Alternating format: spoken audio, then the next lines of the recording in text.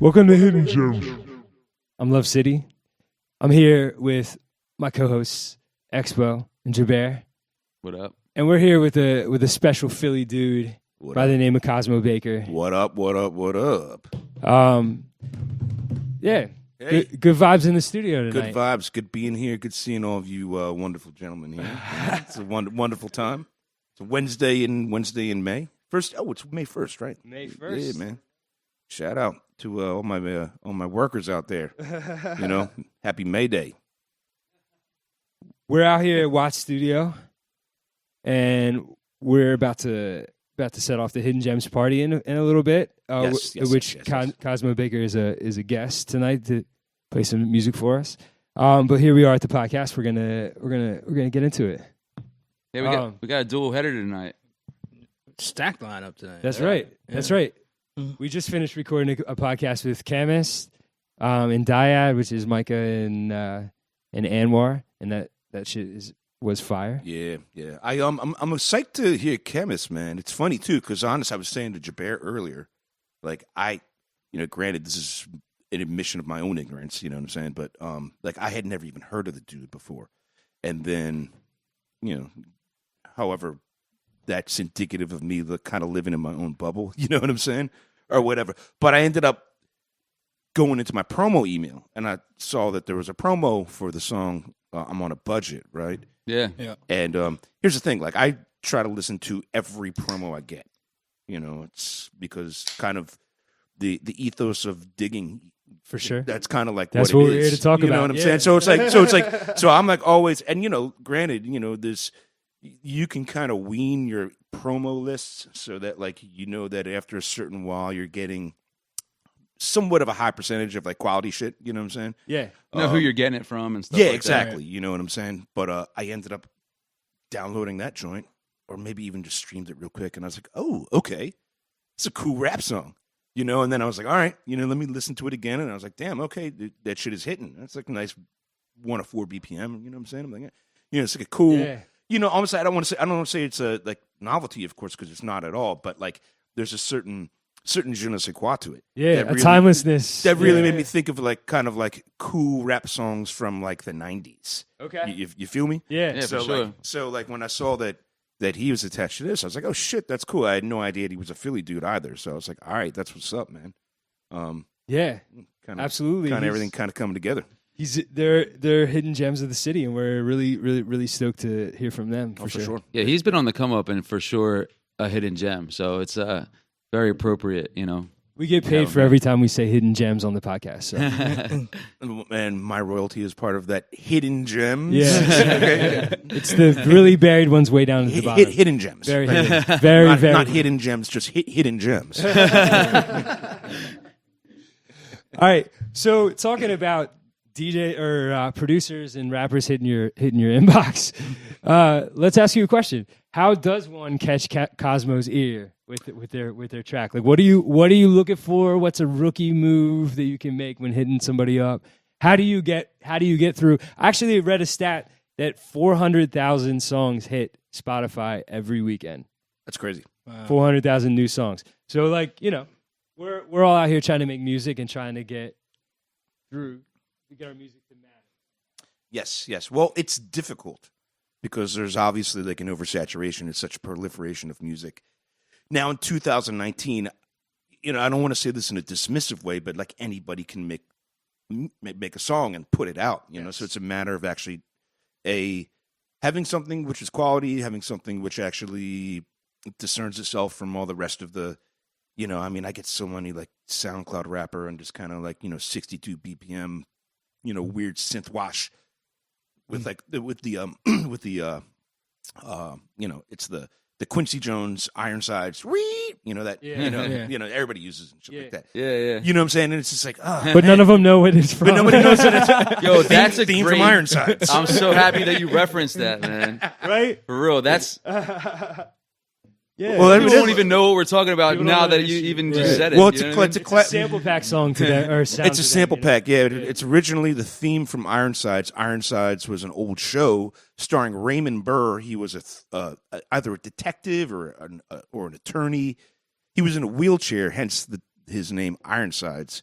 And Quincy Jones did the theme, you know.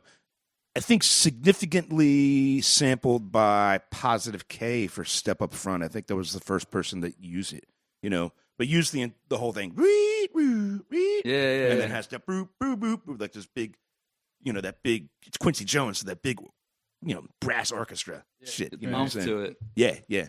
But now it's just like a sample pack sound, like you said. Yeah. Anyway, how do you catch it? Well, first of all, what's a rookie move? Don't attach your song to the email. Okay. Send it to something. Send it in a way where I can stream it or listen to it and preview it before. You know what I'm saying? Because, you know, here's the thing. Yeah. First of all, So like a Dropbox link, like something with Dropbox a preview, or send it to like a private SoundCloud link or a Dropbox link or something like that. You know, like that's the way to do it. You know, but make it downloadable just in case you like it. And well, if you actually like it, then you get want to be able to download it. Right. You know what I'm saying? Yeah. I think there's like there's a service that a lot of promos that I get. I think it's like Fat Drop maybe, Yeah, and they may be UK based or something like that. But you know, they have a pretty. It's not the UX is not necessarily foolproof, but it's a pretty good idea. You can kind of listen to the things and preview it, and then rate what you want, and then it's kind of the way that you have the UX from like DJ City. I was gonna say like a record pool. Yeah, or like a record pool, like DJ City. You're offering some feedback in exchange for the. Yeah, exactly. You know what I'm saying? Although like DJ City, I think they've got like a crate, a crate feature. You can just kind of put it in your crate and download it all in one fell swoop, which is pretty good. Cute, Yeah. You know. Anyway, shout out to the homies in DJ City. Big up DJs. Yeah, shout out to Styles Davis. Who else? Latin Prince. Latin Prince. Yeah. All the LP, homies. where you at? All the homies out there. He's out there like on a red carpet, like getting pictures In with a like Lamborghini. Yeah, in a Lamborghini, and like I'm over here getting a picture with like, you know, John Legend and like, you know, the and Ja Rule and like the Albanian like, you know, Miss World and shit like that. Latin Prince, like namaste. Yeah, man. So anyway, that's the first rookie mistake. Is that like, you know, don't put it as an attachment because I'm probably not going to download it without listening to it. That gets you thrown in a spam folder, probably. Kinda, you know, because it's like a random address with an attachment is usually Yeah, a so red but flag. also so like I mean, here's the thing, like, you know, it's not as if those storages are really a problem anymore. It's not like this is like 2010 or something like that, and people are working off of 256 gigabytes on their hard drive or whatever. You know what I'm saying? But it's just more. It's more of like the protocol, in my opinion. Now, Plus, to contaminate your library, just like the organization that you have. yes, To download everything would be, you know, it would have to go right in the trash. So it's just more steps. You know what I mean? Like, it's and that's another added step. Exactly. yeah. So being that your song wouldn't go right in the trash, you know what I mean? Like, send it the appropriate way so it can be, you know, received. Dead ass. I mean, here's the thing. Also, like when it comes to like music organization, like I am, like I don't want to say like I'm wild fastidious about that shit, but like let's just put it this way: I fully embrace all things of my OCD when it comes to that shit. You know what I'm saying? Like, here's the thing: if you go into my iTunes and you look at like pull up anything, pull up a fucking an album by The Natural Four, Good Vibes by The Natural Four. You know what I'm saying? Just a random thing. It's got a message to a black man on it, right? You know, like everything in there is completely together. I mean, I got the producers in there, I got the songwriters in there, I got everything in there. Just because that's the way my mind operates, even with digital, right? Like I want to be able to kind of have this information in here so that I can cross-reference it if there's something that I want to know. If I need to know songs that Brian Holland wrote in between, you know, 69 and 73 that just happened to be produced by or whomever, produced by him and written by whomever, you know, like that. So like I would like to have all that shit. So when it comes to music organization, like I'm just an asshole because I'll just spend fucking hours and just getting my shit. You know what I'm saying? And all the feels got me right. And it's like notes in there so you can find on the in the moment. You know, like in the comments, the writers and the producers of the track, you have that. I have that in the fields for like composers. So composers will be the writer and the producer in there. Comments is just the key, right? And then here's the thing: I don't ever need to really put shit in there like this is the joint or like this is a hitter, this is a heat rock, whatever. Because my brain is weird because it just kind of never forgets things. It always kind of remembers everything. So like I kind of have maybe a photographic memory in that sense. You know what I'm saying? So like I can always have that constant, the instant recall when it comes to that shit. So yeah, but it's just a matter of like, again, going back to what we're talking about, like creating extra steps. Like I make enough steps for myself, you know what I'm saying, to have another step made by Joe Schmo. You know, I got enough steps like having to fucking walk my dog when he's cranky and he doesn't want to eat his, you know, organic chicken when I literally cook organic chicken for my dog. Cosmo's good on music for life. Cosmo could never play another new song and entertain every crowd that he's in front of for the rest of his life. We got to convince you to add something to the repertoire. Well, here's the thing: you don't necessarily have to convince me. You just kind of have to, you know, this shit has to be popping, and you know, getting to that may be like a vague statement, but getting to kind of the bigger picture of what we're talking about for DJs like me and people who, you know, arguably have been in this for, you know, decades upon decades. You know, there's so much shit out there new, and there's also so much shit out there that's old that still needs to be rediscovered. Right. That, you know, it's a matter of just kind of prioritizing. If I'm gonna be if I'm gonna be in a lane and I'm really trying to buckle down on trying to cop some ill, you know, MVP, you know, Brazilian shit, you know, like, and that's gonna be where my zone is for like the season. You know what I'm saying? Right. Like, you know, I'm gonna go into that full force. So yeah, man. You know, I'm just, you know. It's all basically it's a digging mentality, and whether or not that's the idea of kind of bringing up something that's old and making that new and making that fresh, or, you know, going out there and trying to find something new and seeing a way that you can interpret that for what it is that you're trying to do as a DJ. You know, I mean, it's really, you kind of liken it to like a record store. Yeah. You know, back in the day, you go to a record store and Tuesday would be the new release day, and then Friday would be the new release day. So you go down on a Tuesday, you know what I'm saying, and you wait for the guys to open up the boxes. And then most of the time, either you knew about some shit, or if it was like some new hot shit, you know, you'd wait for them to kind of like put it on. And DJs used to be like, "Oh, I want that one," or "I want that one," you know.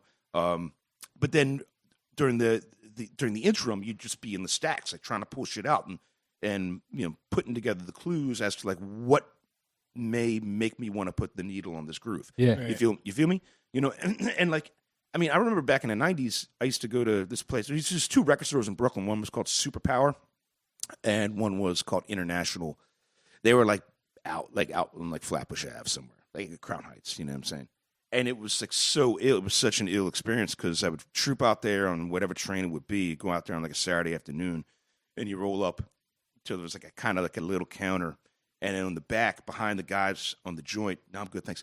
Behind the counter, there was all these little slots, right? You know, it was almost like a mail room, right? So all these little slots, and they had this shit filled in with all the new 7-inches, all the new 40 reggae 45s that had just come in from Jamaica or whatever. You know what I'm saying? So this shit just used to be packed. I don't even know how I got here, but in this part of the story, but shit was just whatever. We're here now. Yeah, we're you know what I'm saying? So this, I mean, it's back in like the earlier mid 90s, you know, and they'd be out there, and you know, I'd be a shorty out there, and you know, dudes would just be like running rhythms, and the place would be packed, and like whenever there would be like an ill record that was like, oh, that caught the ear of everybody just kind of started, hey, I want one, you know, almost like kind of the thinking of the scene from the Trading Floor and Trading Places, you know what I'm saying? And everyone's just kind of jockeying for position so they can get the limited amount of records that were out there. And then it would be like, oh shit, this is an ill thing on Shocking Vibes. All right, so like, you know, run the rhythm, hit the 4 or 5 other records that's on the rhythm, you know what I'm saying? And then, you know, 3 of them maybe pop in and whatnot. So, you know, kind of come back to like digital, you know, it's So why are we at the opposite place now where like most of the DJs in the scene are waiting for shit to hit like Spotify charts and waiting for shit to hit record pools? Like why are we here now? Well, I think that there's a way that people have consumed music, and I think that's completely changed over the course of the past decade at least. You know, you have this whole thing where, you know, a lot of it is that I liken music to the idea of having something which is like physical product, right? And I even, in a weird, twisted way, even think of my MP3 collection or my Wave or AIF collection as that. You know what I'm saying? Because Which we're tending to the tags and carrying on, adding information to. My MP3 is valuable because of the tags that I have on it. Exactly, and I've tended to it. And because of the quality, and because probably like the way that you've set up parameters or set up cue points and or loops in your or floops in your Serato and whatnot. So like all of that is reflective of almost your ownership. Yeah. Now you kind of break it down. Back in the day, there was this whole thing with music actually being physical product. Like you were holding up a record and like this is something you couldn't play it if you didn't own it. You couldn't play it if you didn't own it. Shit, I remember back in the day I was working at Armand's Records, right? And for those who know, Armand's was like there was the spot in Philly. I was a customer there for years up until I actually ended up becoming an employee for like a short period of time, a couple years I think. And then I remember one day that we found a box, or Shlomi or somebody, one of the guys found a box. It was dead stock box of the Maestro, which is by a band called Radiance, and it was kind of like an old school, almost like a mythological Philly, almost like disco rap record. And I know it's everybody around the nation and trying to give you some inspiration. So it's like an ill party rap. But it used to be kind of like, it was in Philly. It was like a block party classic. Yeah, okay. You know what I'm saying? But it was also like nobody's got the Maestro. Nobody's got that record. Who's gonna find that record?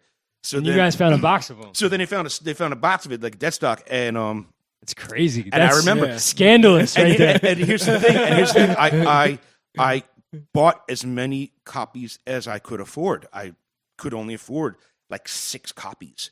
And the reason why I bought 6 copies, not that I really needed more than 2, but really I wanted to take off of the market as many copies as I could so that it lessened the chance for other DJs to have this. Right. And little do you know, Amir Questlove came in the store that day and he ended up buying all the rest of them. Yeah. So it was like so just you and Quest had and I think maybe that's a monopoly. I think maybe like Kenny Mees or Yuri or one of the other guys who worked there, maybe they had a couple or whatnot. But yeah, I mean that was the whole thing. So it was kind of a way of protecting your exclusivity. I feel like still being a DJ that digs for music outside of any type of charts, right? And is fearless enough to play tracks that maybe the crowd isn't as familiar with.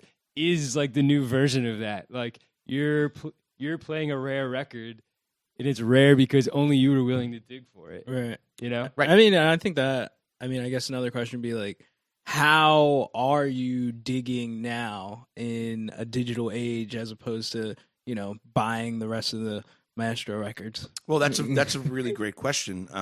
Also, there's kind of a, there's it's almost like a twofold answer to that, And don't get me wrong, I'm not against consuming music in a digital sense. Like no, neither are we. Yeah. And I think that everybody's kind of gotten to the point where it's like, oh shit, you put on your Spotify thing, and it's just like, damn, okay. And then as the algorithms roll, and the more that you interact with it, then the algorithms get really tight. And that's some good shit. Yeah, and I definitely find dope shit on Spotify, but I guess I'm talking about more like even record pools, how record pools dictate what DJs play nowadays, more so than like anyone being willing to step out and have like their own sound. Well, I'll tell you what, that's a really interesting question because not for nothing, the record pools are great, and they are great, and it's an amazing it's an amazing resource. But at the end of the day, it's just like how many like new rap records that have kind of like a DJ Mustard sound, that have an acapella wordplay, acapella thing at the very beginning. You know what I'm saying? That goes into things. It's like they make them with tone play that's like built in now. I don't want to talk shit on anybody, but that is the wackest shit that I've ever heard of. No, like, well, here's the thing. That's literally set up to make you pretend you're doing some shit that people really do. Well, here's the thing. Like, why you ask the question? Like, why are you even fucking doing this, man? You know what I'm saying? Like, listen. Where's your pride? I do. It's not even a pride thing to me. I do this because I do this, and I do it the way that I do it, just because it's like a fucking challenge to me, and I want to challenge myself. Yeah, you know what I'm saying. if I'm challenging myself, I'm getting a certain gratitude out of this, and that gratification, I want to believe, comes across when I play. You know what I'm saying? You can have all your little cool little edits and your little 16-bar intros and all that shit. And don't get me wrong, there's joints of that I do fuck with, that I have, that I play with, you know. But you know, it just becomes homogenous. And the idea, to me at least, of being up there and playing records and playing it in a sense that is actually like a live sense and not necessarily like almost borderline pre-programmed. It challenges me. It makes me work harder. I want to believe it makes the people see that I'm working hard. Yeah. And so they're like, oh shit, okay, he's like really putting something into this. There's also that like sense of danger that I've always liked, you know? It's like, yeah, you could do something and just have like, you do your little edits or your mashups and whatnot, but why not put an acapella over a beat and do it live? You know what I'm saying? Yeah. Because here's the thing, like there's that whole kind of sense of danger. Oh shit, is it coming off? Is it coming off? It's like this. That's the part of DJing that's like being a real musician, where there's a risk that it might, like when you're playing guitar, you have to hit all the right strings or else the sound doesn't come out right. And in DJing, like you could just let the record go and it plays a song. So like there's a safety net. But when you're really getting into advanced DJing, there's a point when it becomes a risk to do what you're doing because it might not come off right. Absolutely. And that is where, like, I think that's what we're talking about. Yeah, absolutely. Yeah. I mean, you know, just the idea of like that improv and the idea of that sense of danger, that sense of risk. Yeah. I think it definitely is conveyed to the listener in a sense that also with me, like, I'm not going to say that I like sloppy, right? But I like the humanization of someone really DJing, doing the work. Somebody doing the work. You know what I'm saying? I like to kind of feel that way. And you can kind of you can kind of see, even in any art form, you know, that when you look at, you know, an Anselm Kiefer painting or Guernica or something like that, you know, and you were able to kind of see, you know, the way that the brushstrokes come off of the canvas, you know what I'm saying? And the way that there's some things which convey almost that imperfection. Now, it's the perfection is kind of found within the imperfections. Yeah. Mm-hmm. You know, which, you know, there's words for that. Like pocket is a word for it, you know what I'm saying? Or swing, you know? So it's kind of like, you know, I don't know. I try to approach DJing in that manner. Yeah. You know, and it also in a sense, again, to keep me excited. Also, you know? DJing is happening in a room with people that are in a room. Like, it's an intimate experience between you and people. And people get to know that they're getting an original performance. So perfection and roboticness is not what people are drawn to. It's like a push and pull, a give and take with an audience. It's a really interesting art form because what you're doing is you're working with a dance floor, which dance floors and dance clubs, I mean, they're these living, growing organisms. You know what I'm saying? That actually that move and there's a symbiotic relationship between the person who's DJing and the dance and the people who are listening. So there's that, and also DJing in itself is a really unique art form because what you're doing is you're creating live, and once you actually have made that creation, whether it's from a particular cut or a scratch or a blender you're doing, that creation is there. It's being instantly absorbed and instantly being consumed by the people who are listening, and then it's gone forever. It only lives in the minds and the hearts and lives in the experience, you know. And yeah, you can say, okay, you recorded your DJ mix.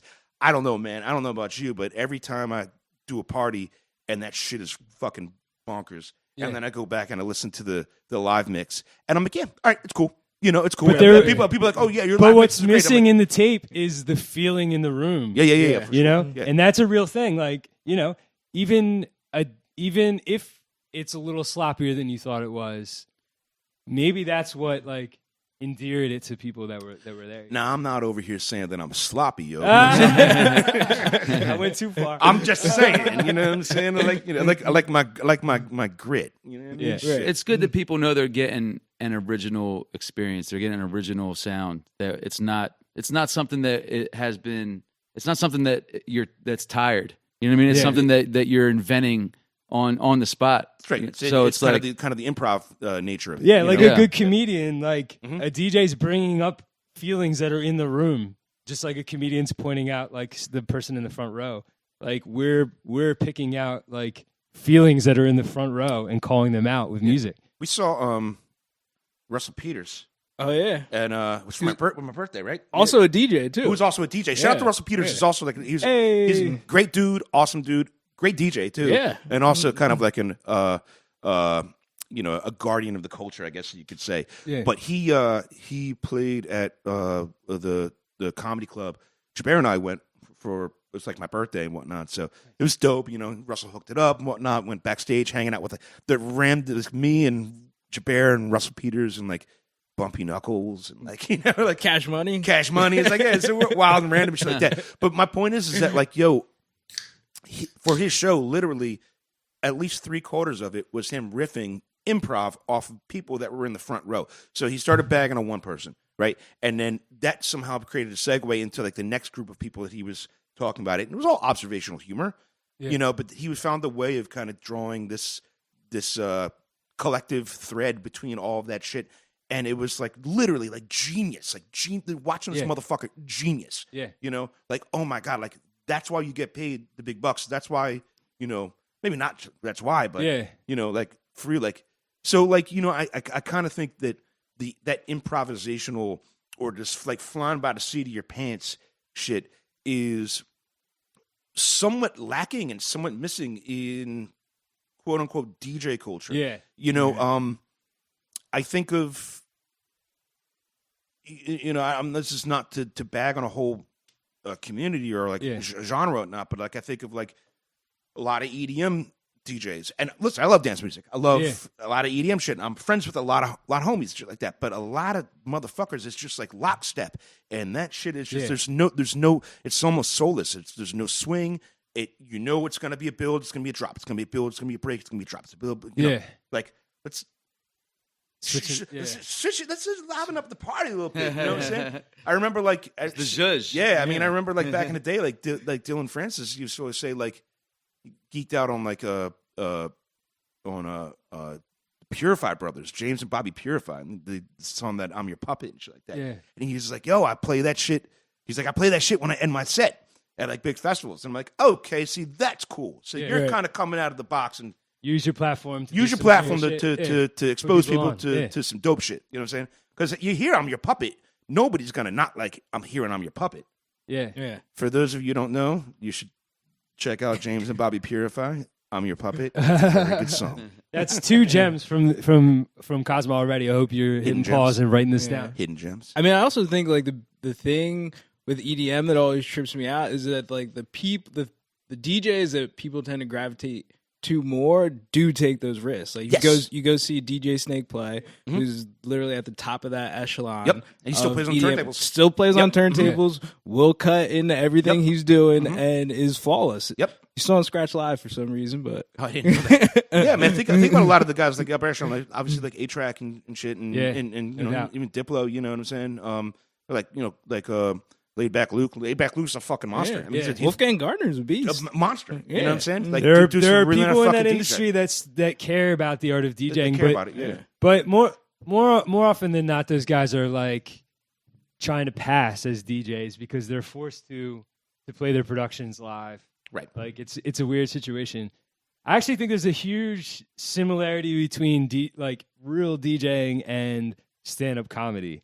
Oh, I think there's an undeniable like similarity in that, and I'm actually an hours guy. Like I think DJs that spend I think as a DJ the best thing you can do is get as much time with a crowd as you can, and not in the biggest room, but like grinding out and like working out material and trying things in a room where you have like some comfortability, which for a lot of DJs means like finding a place where there isn't already a DJ and like throwing a night there. Yep. Or doing something where you're getting your hours in front of a crowd and you're getting to try things out without like horning in on a professional DJ's job, and also, you're getting your time to work things out before you're in front of a lot of people and making a fool out of yourself. Like, No, I totally agree. I mean, I've always had drawn this comparison of, with like commercial pilots, right?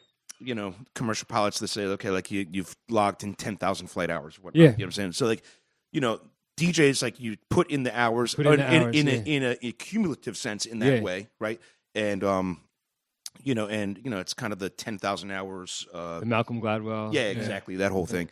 But specifically talking about that, which is something which is sorely lacking. I mean, that actually having the ability to play 4, 5, 6 hours or even longer allows you to stretch out, to not necessarily feel so hectic or need to slam things or need to, do the whole ADD thing, which is kind of getting back to, it's almost like a generational thing. It's the iPod generation, so people need to. Yeah. But, the idea of being able to stretch out and to let records play and to get into a flow state. Which is a real thing. Flow state's a real thing, Yeah, I would say, I grew up, playing at the very bare minimum 4 hours, if not 6 hours. No openers. Listen, you go there, you go there 10, boom, you open up, you play your 10 to 11 set, 11 to 11:30. That's where you shift to 11:30 to 12:15. Yeah. That's where you're going. You know what I'm saying?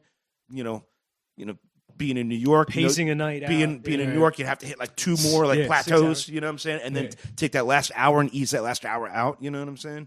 And I think that's actually Those are invaluable lessons, even if you are only playing hour sets because lucky you stumbled into that situation.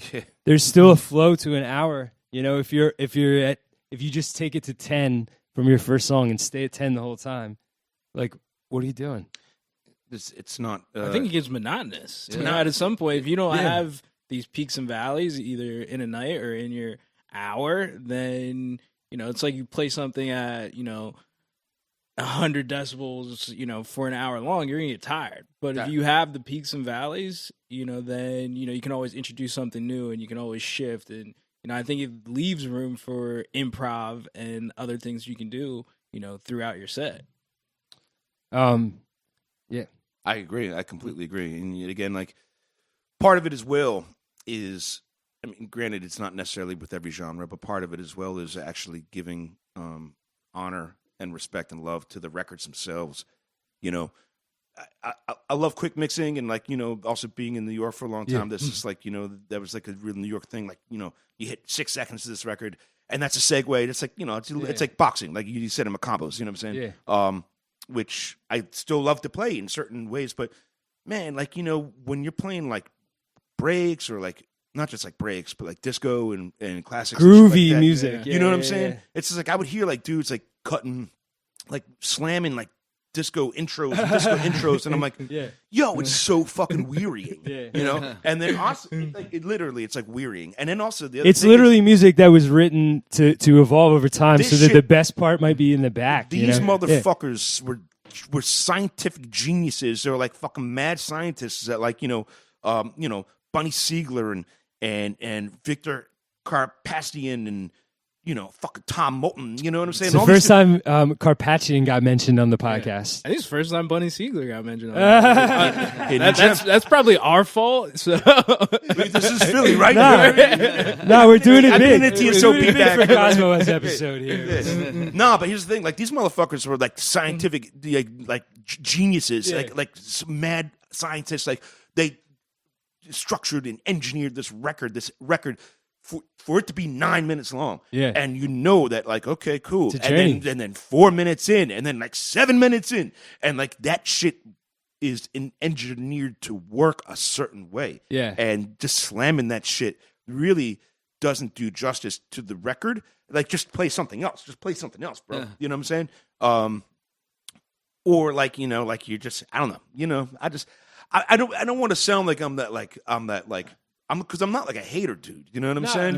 No, there's the craft. It's a craft. Yeah. I think a lot of guys coming up, guys and girls, I'm sorry, DJs, musicians, musicians, that are coming up they only hear like certain aspects of the culture, and they just really legitimately don't know what they're missing out on, like what more there is to it than just playing the song. So I think that's what some of our listeners are are wanting to hear. Well, I mean, I think ultimately that the wheat is separated from the chaff. Is that right? The Yep, term, right? that's it, yeah. You know, Cream rises to the top. Yeah, cream rises to the top is another one. You know what I'm saying? I mean, people want to get into this because it's like, they think it's a really good way of kind of, aligning with their, Instagram career. You know what I'm saying? And then They'll be on brand. And then got me on brand, and then they're gonna pivot to like, whatever it is you're gonna be. You know what I'm saying? But I mean, I seen a million DJs come and I seen them go. You know what I'm saying? Like, sucker DJs and shit like that.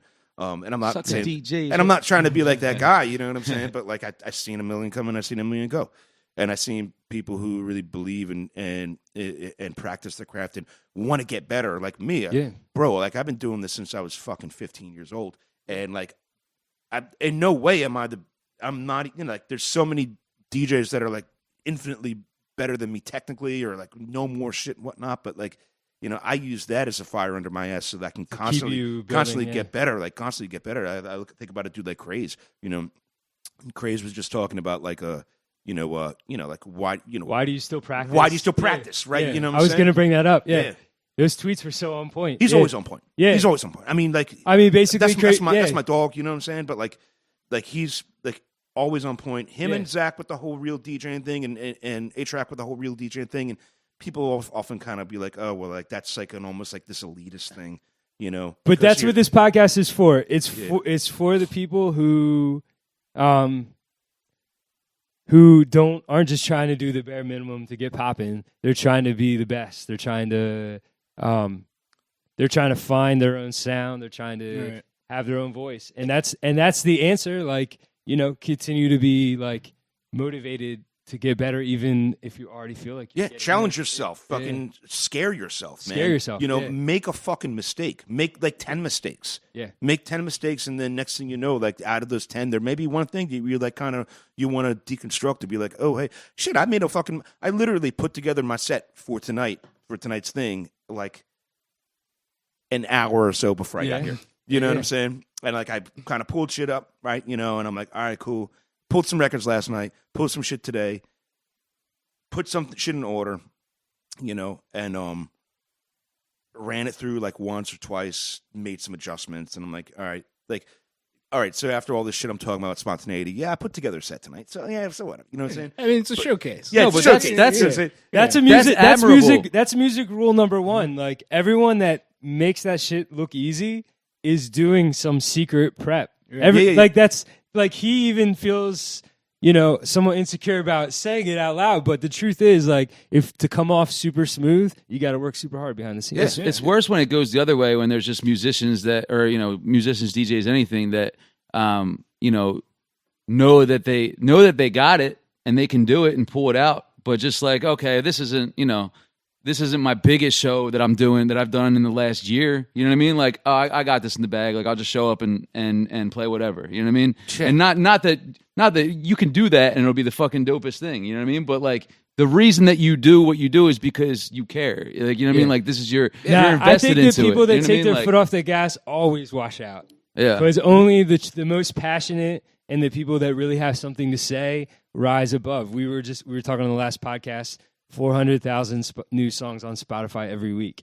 Like, how do you rise above?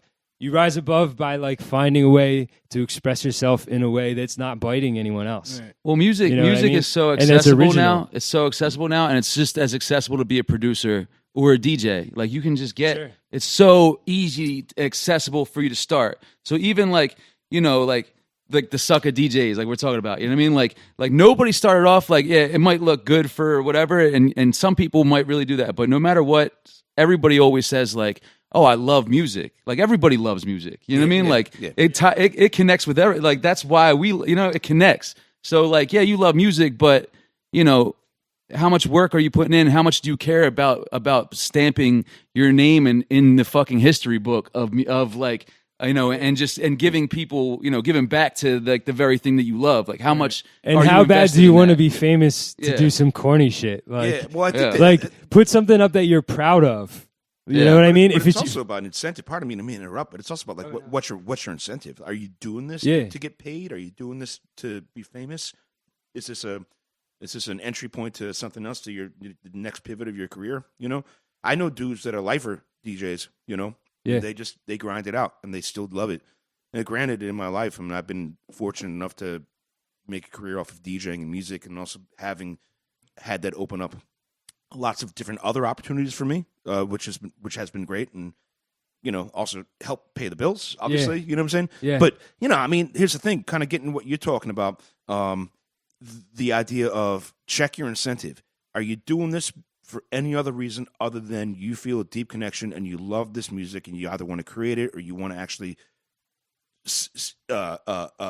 kind of be intertwined with this, Yeah. you know, this miasma, this flow of fucking, you know, just beauty and Mhm. Yeah. harmony and history, and like it's the human connection. You know what I'm saying? Like, you know, shit. If I was in to be in a DJ to fucking get paid, I would have gone to fucking business school. I would have become a banker. You know what I'm much saying? better ways to Like, make you know what money, I'm yeah. saying? Shit. I mean, you know, I'm grateful that, like, you know, my career has been pretty okay. You know what I'm saying? But shit, you know. And even if I ended up somebody a banker, or if I was selling fucking soft pretzels at the foot of the Walt Whitman Bridge, that was my vocation. I still would probably be DJing at nights or on the weekends in my little basement. You know what I'm saying? Just because I fucking I mean, I love it. You know, and it's given me everything. Yeah. You know. Yeah. So Yeah, music has a great Oh, yeah. way of flushing out like the most passionate people with the truest like thing to say. Even though, like, you know, Top 40 doesn't reflect that. Like, you know, it's a record for all time. Like, we collect them. I mean, I think, you know, if you look at Top 40, you look at current, like, you know, hip hop or rap music, you do have, you know, you have stuff that's pushed by, you know, major labels that might not be what we think of as timeless, but there's still a lot of timeless music being made right now. And I actually think we're at, you know, kind of a golden era for a lot of that shit. The difference is you just have to dig a little bit deeper for it. Yep. So I think it comes down to really people's curiosity and actually going out and finding those hidden gems. Yeah. You know? well, it's And being courageous enough to play them. You know Right. what I mean? Like, it's a shame that you even have to say that. Like, Yeah.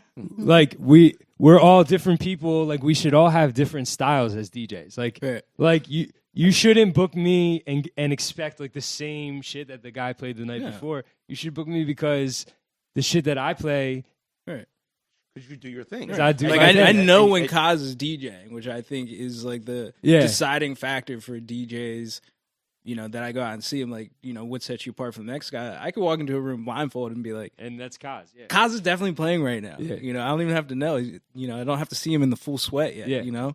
Well, it's a funny thing because, you know, kind of getting back to talking about like with the oversaturation of music and whatnot. You know, I think about like, I think about how Jabair and I met, you know? Yeah. Well, first of all, like going back, I also think that there's a bit of an ageist thing where, at least specifically in hip hop, although it may actually be in other genres as well, other communities as well, that like, you know, old don't respect young. And I hate seeing that happen. and old is scared of new, Yeah. you know, Stuck and in a time frame. and new is like, oh, I don't fuck with that old shit because it's washed, right? You know what Yeah. I'm saying? And like, It's happened immensely in hip hop. it happens immensely in hip hop, right? Yeah. You know what I'm saying? But you know, I still dig through the new shit. Like, I listen to all the new shit that I can, and I pick and choose the things I like from it. I'm fucking. There's a lot of I really love a lot dope of it, new yeah. shit. I'm a fucking lot. voracious for new music. I was Yeah. to say, like, I met Jabair. I opened up Scratch Philly.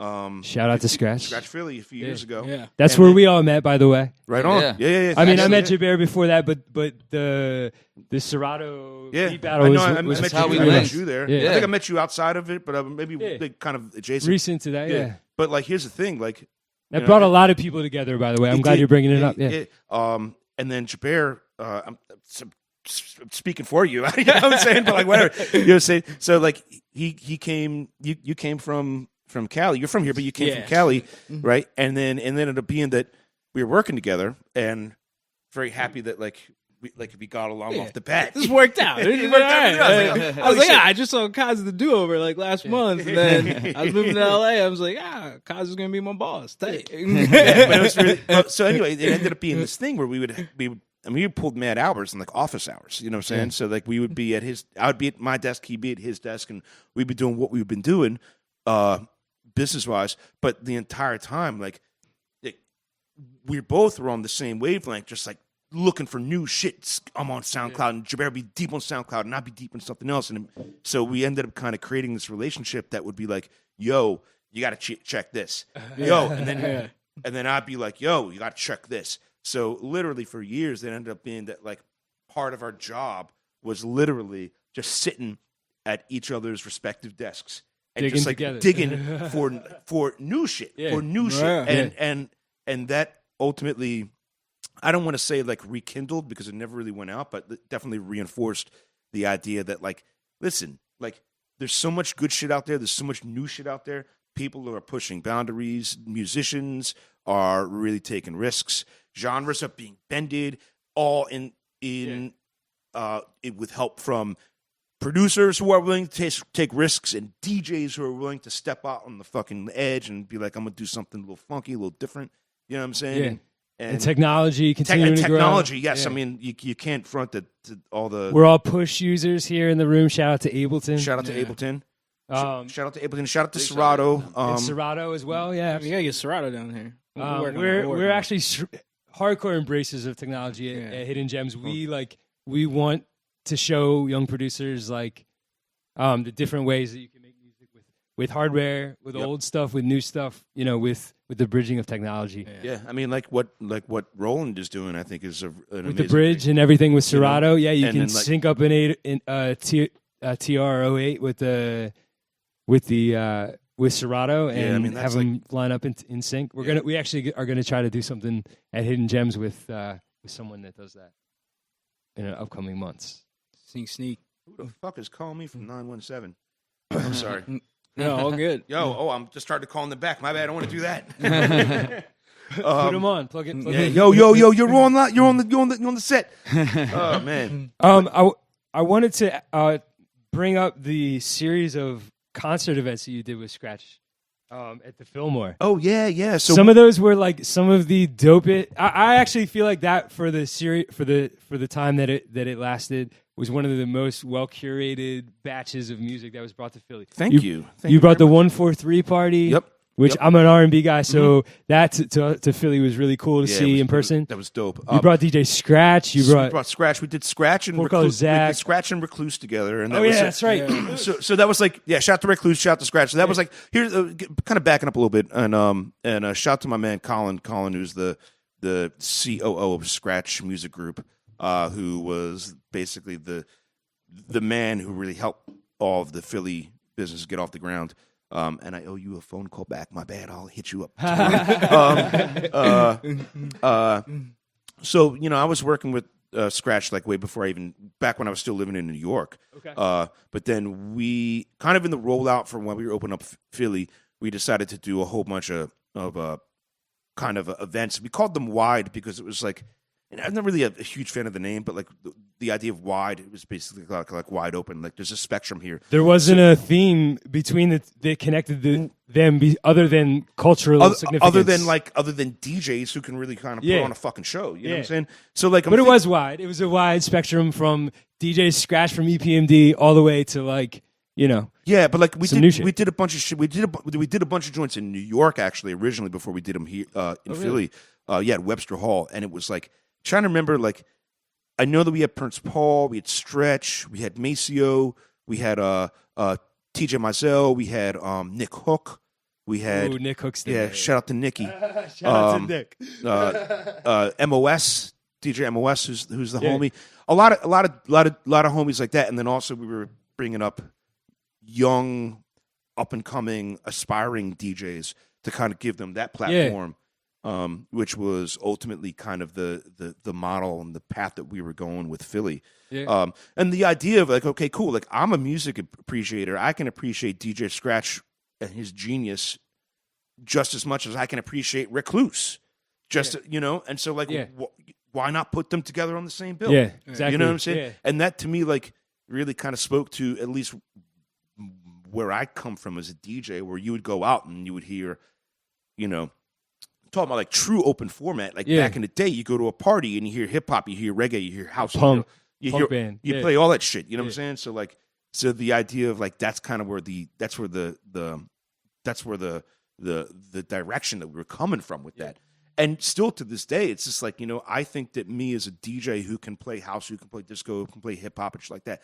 Like, if I really wanted to go full on to like, I'm going to really be in a house bag for the next 6 months. Yeah. Producing, playing. I mean, Jabair and I, we like, I'm not going to not listen to rap music. I'm not going to listen to this other shit because it's like, that's just as much a part of me and inspiration for all this other shit that I need. Yeah. You feel me? Yeah, absolutely. Yeah. I told you I talk a lot. I know. I'm like thinking of all the stuff we want to hit. And I'm like, oh man, I still got 10 questions. I don't know about you. No. Man, it's awesome to hear from someone who's very passionate about the culture. And honestly, someone in Philly culture, forever we're going to be talking about your footprint of like legendary people that were instructed by Scratch Academy. You had Sat One there, who's a former guest of the podcast. Yeah, shout out to Sat. It was his birthday yesterday, I think. Happy birthday to Sat. Yeah. This is going to be aired a little bit later, so we're good. Yeah, but May 1st. Yeah, but yeah. I mean, for a certain time in Philly, like there's a whole window of people who will go on to have like dope success because they were armed by you guys. So that's pretty cool. Not a lot has happened in Philly that has put into the culture like that. Guns Garcia was an instructor. Shout out there. to Guns, yeah. Like Jabair was an instructor there. There was a place for all types of people in the city to get armed with, genuine knowledge from Rich Medina. Rich getting Medina. rich. Don't get rich. Please shout out everyone. I wasn't trying to go through the whole list. No. I mentioned Shout out to all the Mike Nice, Rich Medina, Sat One, DJ Royale, Jabair, Matthew Law. Matthew Law had come on towards the end. it's a strong team. Guns. Yeah. Who am I forgetting? I said Sat, right? We said Sat, right? We brought up Sat. Yeah. Everybody? I think that's it. I was trying to hire. Shout out to Pearson. Pearson. Oh, My damn. God. Pearson's gonna be tight. Oh, I'm all tight now, man. Fuck yo, Pearson. Yo, No, we're good. We got it. We got it in. Well, Pearson. I mean, Pearson came on like he came on along. Pearson actually came along. He had gone to Scratch, I think, in New York. Yeah. And then was doing Scratch events or Scratch weddings, and then was in Philly, and he was just like, he just kind of ended up showing up and hanging out and showing up and hanging out. And it's like, hey, you might as well fucking work here, bro. You know what I'm saying? So, and he was like, sometimes that's like a lesson to learn in the business, like just being available to an opportunity is like 9/10 of like making it. Yeah, and he was a workhorse too, man. You know what I'm saying? And it was like there was, I talked to Bearcat, right? So I talked to her about becoming an instructor. Yeah. But unfortunately, we closed before that was able to come to fruition. But it was a great team. It was a really awesome, and it was a great time in life and shit like that. You know what I'm saying? I mean, I feel like even the spirit of Hidden Gems was born out of the hope that you had with Scratch in Philly, like to offer a platform. Actually, I feel like it's a little bold of me to say, but to offer a platform for for producers to have a voice and an open mic for them to hear their productions, with the audience bobbing their head. Like, I feel like that's what Scratch Academy was like trying to do. Scratch DJ Academy. Scratch DJ. Get the branding right, bro. No. That definitely was. And also, here's the thing. Like, there's constant movement in life, right? And, it's detrimental to kind of not impart what it is that you've learned or what it is you've experienced. You know what I'm saying? It's right. The culture dies if old heads guard all the secrets forever. Culture is culture because it's meant to be shared. Yeah, right. Exactly. That's what makes it culture. Yeah, right. You know what I'm saying? Yeah. And it's shared and shared again, and then culture changes and it grows and that's kind of what it is. Especially with like a lot of, I think that like a lot of people forget that. A lot of people forget that that's one of the things that keeps what is that we do alive is because we foster those who come after us. Yeah. And we try to, I don't want to say put them on the right path because they're going to find their path anyway. Yeah. The idea of being able to say like, okay, listen, this is what I know. Take this and run with this. Yeah. That's like a really important thing to me. I know a lot of folks who are, I mean, shit, man, if I had known half the shit that I know now back, 15 years ago, whatnot, what I mean? Yeah. I don't even know what the fuck I'd be doing, but but you know what I mean. Yeah, man. I do. I know exactly what you mean. Yeah. It's constantly evolving. Yeah. And so you can foster that, you know what I mean, or let it evolve without you, pretty much. You know what I mean? Right. And then it's going to roll right over you. Yep. And then you'll be a relic. You know what I'm saying? So I think for a lot of artists, there's a frustration because there's a vision that we have in our heads that we have never put out on any type of thing that anyone can see, you know? And I think like what we're trying to do is give people a chance to like break, you know, to start leaking it out, you know?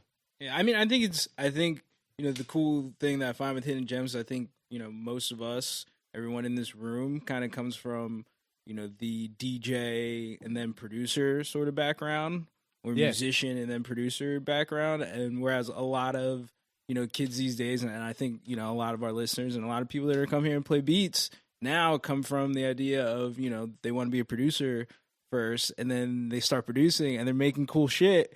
And then it's like, oh fuck, what do I do now? Yep. Like, how can I present? Keep talking this? about that. Why do DJs make dope producers? Like, what is there that being a DJ like adds to the process when it comes to like producing? I mean, or why is it important for a producer to understand DJ culture and why we're so meticulous about the shit that we're meticulous about? I mean, my point of view, because I think I started DJing first, but production followed like pretty quickly after. And I remember watching, you know, a Just Blaze interview of him talking about Just Blaze is one of my favorite producers, you know, of all time, and super knowledgeable of everything, you know. And he was just talking about, if you want to be a producer, learn how to DJ. And I always thought that resonated with me because you literally are going to have to know everything. And then from that, you can grab and expand on that. And I know even, you know, Kaz yourself, you know, comes from that background, but you've done a lot of production, you've done A&R stuff. You know, so I would almost flip that question to you. You know, how do you think that's kind of evolved and changed? Well, it's an interesting thing, man. And, you know, you think about, you know, having to learn how to DJ and how to DJ correctly, right? You're basically getting a crash course in like music theory, but also at the same time, you're getting a crash course in knowing what works for people for their consumption, right? You know, so in that sense, it's almost as if though you have created you have this blueprint, this template in your mind for like, okay, like I know what is gonna work on the dance floor because I've played so many records that work on the dance floor, you know. And it's not really like biting or anything like that, right. But you just kind of know that there's a formula to it, you know. And formula is fine, you know. Whereas like kind of vice versa. You know, it's like it doesn't necessarily translate always. Like you hear a lot of producers who are dope producers, they can't DJ for shit, you know.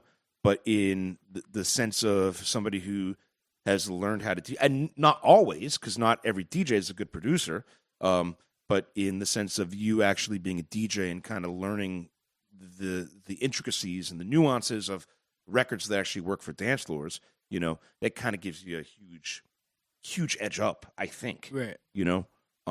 Just like the same way that, like, you know, you think about like Questlove, you know, like he's a drummer, you know what I'm saying, and you know, he's been a drummer since like what he was like, you know, -3 years old or something like that. You know what I'm saying? But you're not gonna talk about the Square Roots and the skate shop. Oh yeah, Square Roots. Shout out to Square Roots. Shout out to the layup. Shout out to all the homies back in the '90s and shit like that. Now you really making me show my motherfucking age, huh? I was trying to figure out a way to get into that because I always think I remember you telling me that story about your mom in the skate shop and. You know, kind of the, you know, just what went on and how actual legendary, you know, that spot was. And, you know, hearing you talk about it, you know, I don't do it justice. Well, so like, all right, this is like back in the day, I guess it was the 80s, right? You know, and my mom had come into some money and was like, she asked the kids, was like, this is a full-on pivot. We're like not even talking about music anymore, right? But I was just a little bit of my background and whatnot. So like back in the day, you know, growing up in Philly, I was obsessed with 3 things as a kid, and it was graffiti, which was really my first love, hip-hop music, and skateboarding. And so like kind of that's the cultural holy trinity of everything that kind of created me, you know. And like back in the 80s when I was a shorty, you know, I did all 3 of them, even graffiti when I was like, you know, the toy, whatnot. And this is not admissible in court. No, it's all statute of limitations is all done. I mean, there was definitely a time in my life where like graffiti was like the number one thing that I did, and I was like on that for years and years and years. Shout out to Espo, my favorite graffiti Shout artist. out to Steve. Shout out to a lot of Philly writers. I mean, Philly is like kind of a very special place. When Very it comes special place to graffiti. But I also like skateboarding was a thing, and I was a skater. I never really was a good skateboarder, but it was definitely like something that I liked, and it was also gave a sense of community. It also was like, for real, it was like the rejects. You know what I'm saying? So it was like, here are all the kids, black, white, Asian, Latino, that really didn't fit into their scenes. You know what I'm saying? Did you like mid-90s? Movie, did you see it? I didn't see it. It was at the Jonah Hill one, right? Jonah Hill. Yeah, I didn't see it. I heard Yeah. good things about it. That's a good mental It was note. cool. It was a good nod. It was a good nod to like the culture of that. Yeah. You know? Yeah. So anyway, so my mom, I guess, came into some money or something like that, and she asked me. She said, "Hey, Cosmo, we're gonna open up a store. Like, what do you think we should open up?" And she asked me and my older sister, and I don't know if she asked my younger brother. He's young. And I was just like fucking around. I was a skateboarder. Now there wasn't a skateboard store in Philly. It was only this place called Skins, which was on South Street, and then also a spot up in Ambler called Ambler Trophy. That's maybe too much. Shout out to all my skateboarders out there. Shout out. Yeah. So anyway, I guess a couple months later, she was just like, "Yo, yeah, Cosmo, we're gonna open up a skateboard store," and I was like, "Oh shit, damn!" So automatically, like, I'm fucking coolest kid on the block, right? You know, it's interesting. And then she ended up opening up on the second floor of my mom's friend's sporting goods store. My mom's friend Peter, who was kind of like a play uncle and shit to me. Peter had this sporting goods store called Mitchell and Ness. And this is Just a regular sporting goods store. yeah. I mean, it was like this is pre throwbacks, and like Right, this right. is before they did it, and they eventually kind of got into that. But they were still the champion sweatshirts and weight sets and shit like Right. that. You know, People that care in the business People that always care. last. Yes, people that care in the business always last. That's right. Yeah. So then this is the short version of Jabair asking me about how I know the roots, basically. Yeah. So then after I met a lot of people in that time, and I was a shorty, but met a lot of older folks, and also like met a lot of like pro skaters, like the Vision team would come down. Steve Rocco. Like Steve Rocco was the dude that taught me how to do a kickflip, which was pretty dope. Lucero, John Grigley, all the Skull Skates dudes, all the Pal Peralta dudes, Jesse Martinez, Mike McGill, Valerie, all them dudes came to Philly, and they would come to Philly because it was really the only real spot that was like it on the East Coast. And Philly had a huge skateboard community, and again, it was like all the rejects, like I said, you know what I mean? And it was through that, it's like, all right, cool, I can continue skating and whatnot, but then I discovered like, smoking pot and girls, you know what I'm saying, and writing graffiti and shit like that. Are those the four elements of hip hop? Yeah, pretty much. It's funny though, because my mom ended up moving the shop to Passyunk Avenue, like Passyunk right off the South, 600 block. And then that was where everybody used to go, and they'd congregate every Saturday and Sunday. That would be the weekend jump off, right? So then, That's dope. fast forward a few years later into the 90s, my mom, the shop closed, right? I was in high school. I was probably like a malcontent or miscreant, or I was just like shitty-ass kid, shitty-ass teenager, And then these dudes that I knew through a bunch of other homies that I know opened up Philly's like first hip-hop shop, and it was called The Layup. And the original spot was the early 90s. The original spot was in this place called New Market off of like 2nd and Lombard. And then they moved it to literally the same spot where my mom had the skateboard store. So, it was the 90s. You know what I'm saying? Like you go down to the spot, you're wearing your baggy jeans. You know what I'm saying? You go down, there's a cypher going down, people are rapping. You're probably going to drink a 40, smoke an L, go, I don't know, like, write graffiti or whatever, just be an asshole or go to a party and shit like that. But by this time, I was already DJing, and I was already like in it, And so I would go down there and I would DJ. They had turntables there. Sometimes I even brought my turntables down there.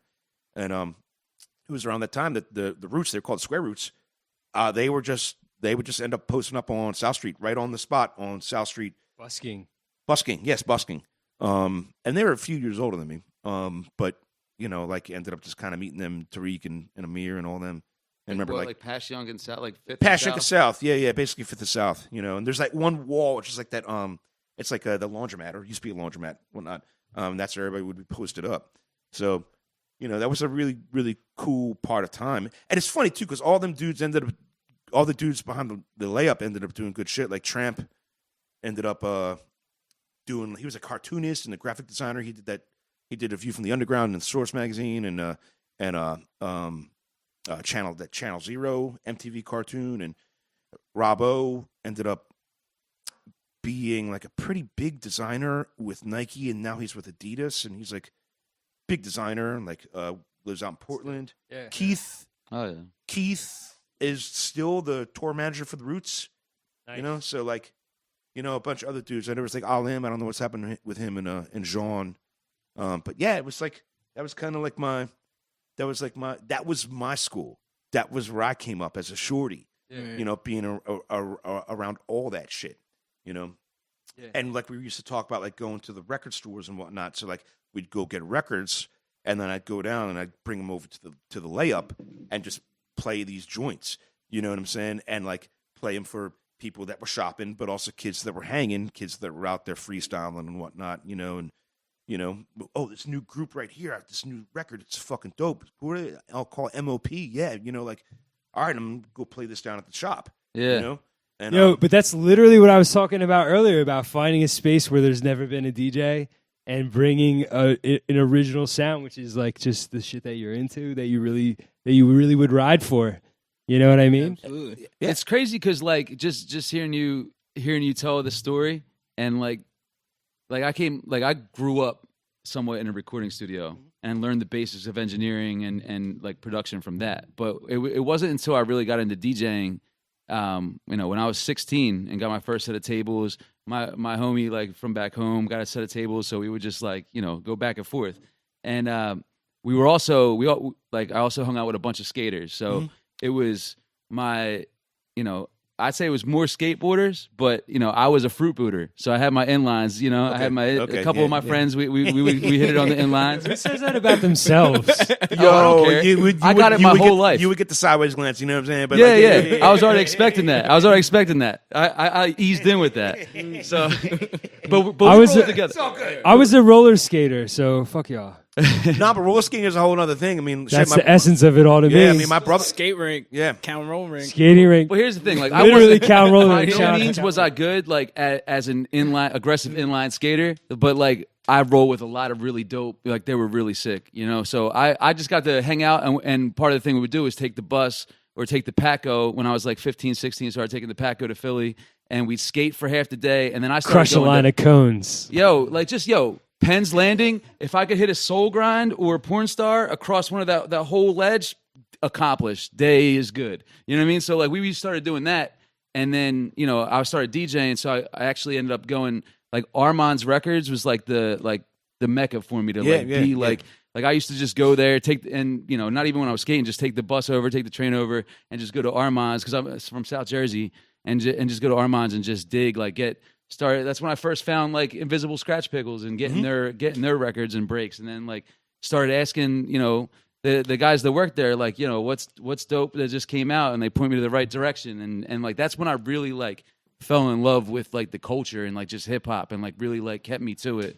You know what I mean? Like that was like a breaking point. Well, it's an interesting thing. I mean, like you think about it, like you know, I talk about like you know this being something that's like omnipresent almost, right? You know, I don't really know anything else other than like rap and hip hop.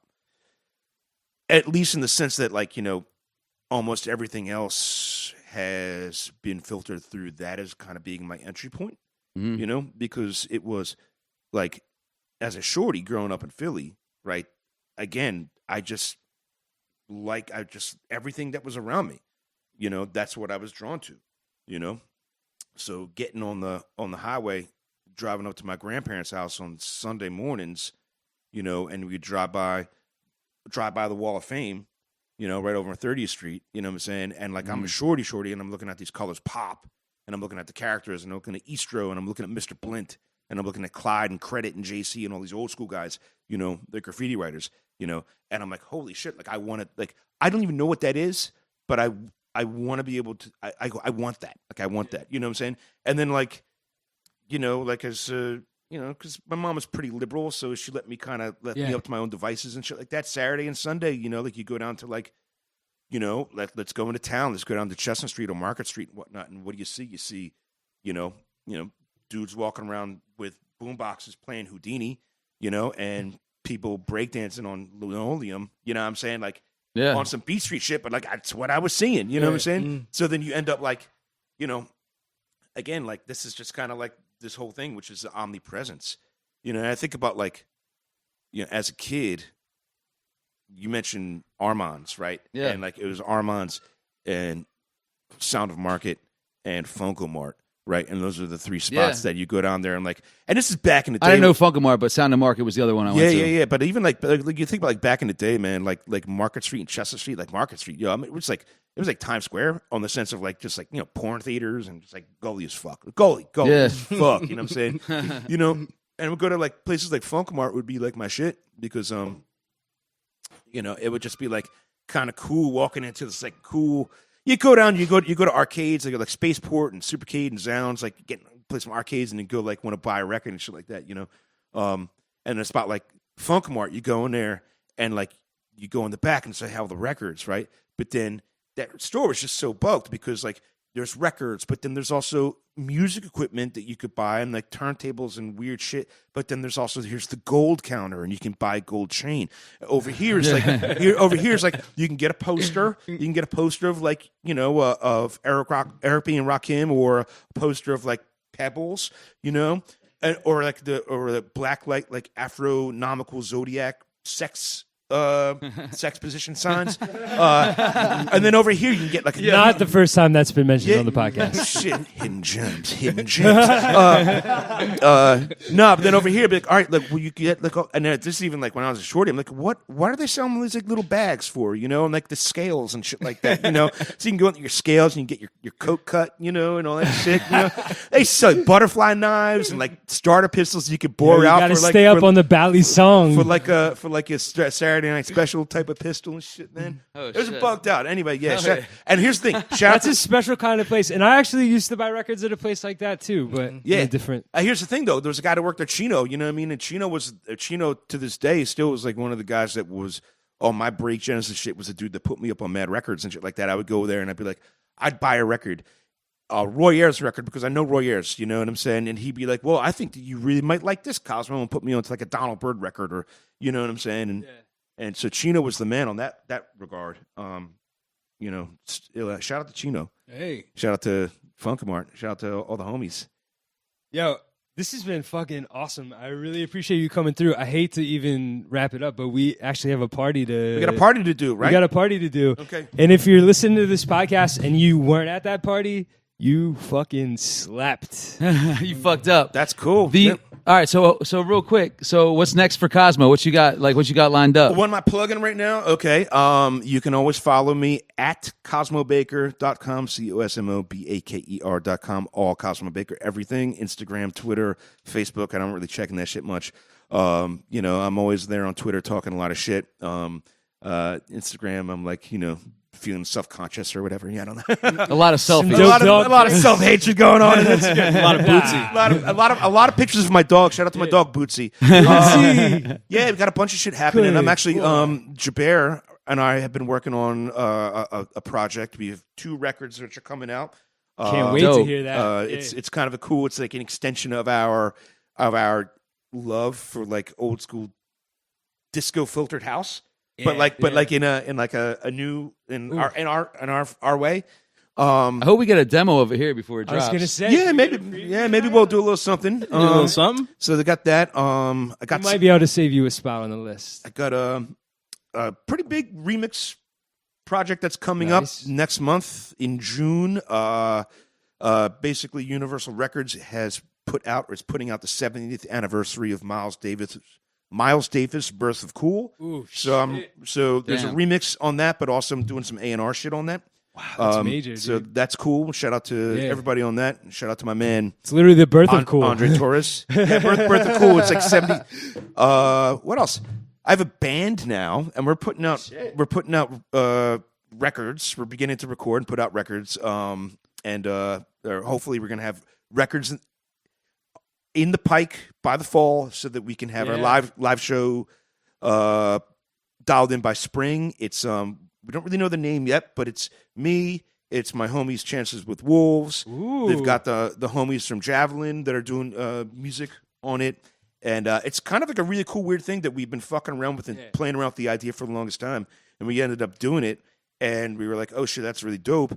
So we're doing it. So stay tuned with that. And the last thing I'm going to plug is my new Mixcloud channel. Okay.